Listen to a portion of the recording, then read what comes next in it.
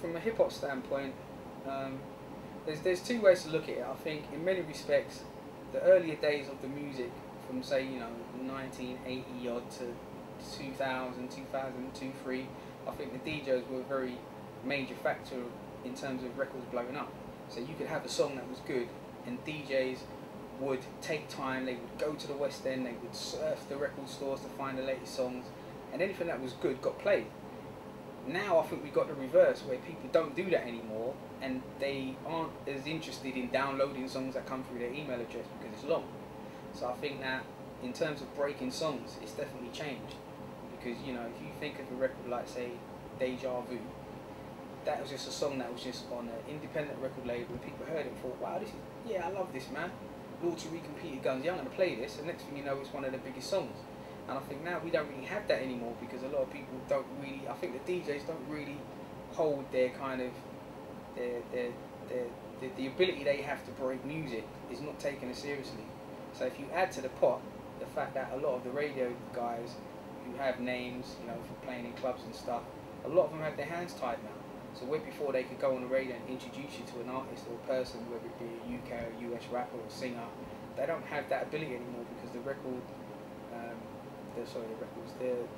playlist people pretty much tied their hands and given them no option to play stuff that they think should be heard.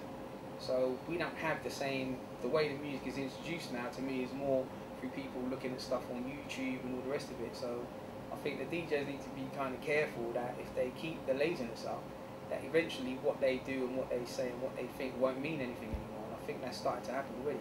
So people are kind of making it, and the DJs have played a less and lesser role in it, because they're not taking it seriously enough by making sure that they stay on top of their game.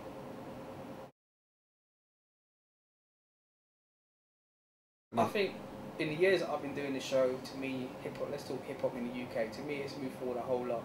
There's a lot of people who are really good, and it doesn't mean that I have to necessarily like everybody, because no one likes everybody, but whether I like them or not, I'm just happy that we have a situation where we've got people in the UK who are now being successful at making music, whether it's chart music, do you know what I mean? Just all I really want is for the person to be good. And I think we're getting to that point now where we've got commercial artists doing their thing, we've got underground artists doing their thing. But what I'd like to see change the most, I think I'd really like to see UK radio really get behind these people in a big way, as opposed to the kind of token gesture plays, or only getting spun if it's really kind of bubblegum commercial, which is a problem in itself. So if we have a bit more of a balance where it comes to real artists making real music and getting specialist spins, I think that would help a lot. So I think that now causes a problem if you're a rapper, because it's like you can come out and be the most skillful guy and be wicked with the pen and do everything, and then not get your records played because there aren't that many shows for you to get it played on. Or you can go the other route and dumb it all down and then get commercial success, and then think, well, why would I bother trying to be really good anymore, because clearly that doesn't matter.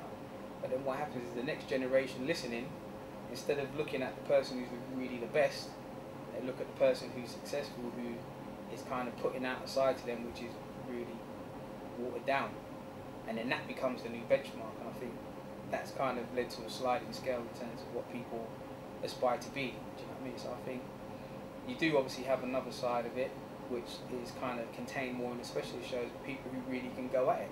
You can stand there and spit bar for bar with anybody. So it's getting better and it is good.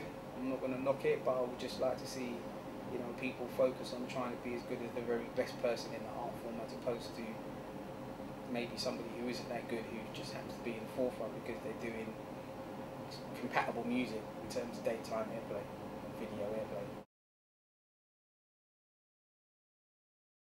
Got like a old school hip hop mix CD that's going to be coming out real soon, so I just did the photo shoot for that the other day, so that's kind of cool. But once again, that CD really is born out of 2008. I kind of decided that people weren't kind of appreciating the essence of what this was about, so I kind of took the radio show for 6 months, and I just decided I was just going to start playing all the old stuff.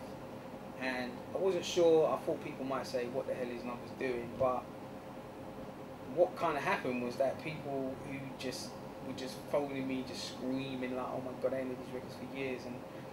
And obviously off the back of doing that, I always had loads of people saying, man, you need to bring out a CD with some of this music on, man, you don't hear this shit no more. And I never switch on the radio and hear this record or that record or this record. So that kind of inspired me to kind of do it, you know what I mean? So I've got a couple of volumes of those coming out, which I'll just, you know, put out there and sell them with some shows or whatever. But it's more just, you know, trying to help people not forget, because I think that's another problem we have really, is that in any other kind of music, the greats in that genre don't get forgotten. I know I've said this before, but you can ask any singer who Stevie Wonder is, or Luther Vandross, and they'll be able to tell you. But you got a guy who's 18 and you ask him about Tony Rotten and he don't know what you're talking about. And worse still, doesn't feel that he needs to, because it's about him today and that man old school and all that. See, we need to get to a point where the foundations for Chipmunk were laid down many years ago by the people who come from many years ago. Too many regulars ain't good, because I don't like to have to do the same thing every week, but I am at Bar Rumba now for a night called Boogie Box every Saturday, which is, once again, it's one of those nights where you can come and hear the latest record next to some old stuff that you may not have heard for a few years, you know, and just kind of mixing it all up, man, kind of take you across the years, man, 1990s, 2000, and just kind of mixing it all up, but doing it in a way where it's enjoyable. Do you know what I mean? I'm not afraid to go in there and play the latest hip hop record, because once again, I think a lot of DJs don't do that anymore. They wait until they think it's big on MTV bass, instead of kind of using their own ability to pick out a record that's great and play because they like it. We need to get back to those days, because believe it or not, I think when we do, and I think if you look at the funky house scene, they've adopted that manner. You hear a song, you like it, you play it, and in the end it gets big. It doesn't matter if no stations don't play it. Those people who are into that music will receive it because they know it's a good song too. So we need to kind of get that across the board. Do you know what I mean? So when I go to that club, I'm just like, if I like this song, I'm just going to play it. Like, and I'll cuss you if you don't dance. Don't worry if you don't know the words, you'll get to know it in a little while. So yeah, man, Boogie Box on a Saturday, it's a good look.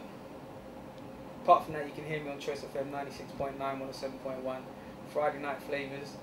May I just add, it's the longest running rap show in the UK, and that means longer than anybody. I've had the same show for more years than anybody in the UK, just to make you understand. Keep it 100% hip hop, and you know, I just pride myself on breaking records, on bringing you someone and saying, you don't know who Question is? Here he is. Do you know what I mean? It's a guy from London, but listen to his song. I know you wanted me to kind of talk about this, but if I want to be remembered for the guy who did that, who took you because he thought you were good and played it because he believed in it. I don't care what no one says. If I like it, I'm going to play it. Likewise, if I don't like it, I'm not going to play it. And I think I would wish that all DJs would do the same. Then we could readjust the balance. Anyway, I've got to go and do Friday Night Flavours, so I'm out of here. DJGone.tv, check it out. He's got a lot of videos on there. In fact, he's even got Kaiser on there, absolutely murking Friday Night Flavours with smiles. Check it out.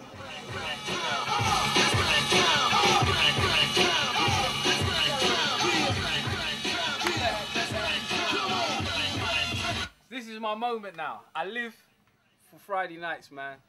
Everything else is inconsequential when it comes to this. So, like they say on MTV Base, it's been nice speaking to you, but I've got work to do. Later.